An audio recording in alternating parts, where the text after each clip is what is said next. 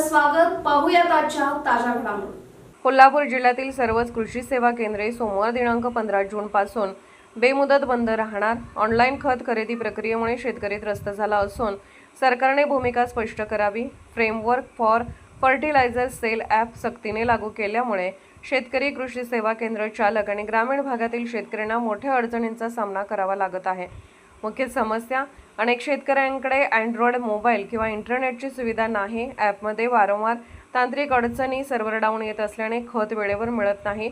खरीप हंगामात खत वितरणात विलंब होत असून शेतीचे नियोजन विस्कळीत होत आहे. ग्रामीण भागातील शेतकऱ्यांना अनावश्यक हेलपाटे मारावे लागत आहेत. पायलट प्रकल्पामुळे शेतकरी व विक्रेते दोघेही संभ्रमात आहेत. शेतकरी व कृषी सेवा केंद्र चालकांच्या मागण्या अशा: ऑनलाईन खत विक्रीची सक्ती तात्काळ स्थगित करावी. ऑफलाईन पद्धतीने खत विक्री सुरू ठेवण्यास परवानगी द्यावी.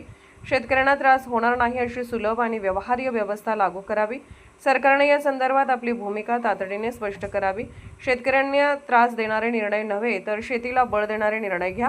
जोपर्यंत शासन अटी शिथिल करत नाही तोपर्यंत बेमुदत आंदोलन सुरूच राहणार असल्याचे कोल्हापूर जिल्हा कृषी विक्रेता संघटना यांच्या वतीने सांगण्यात आले.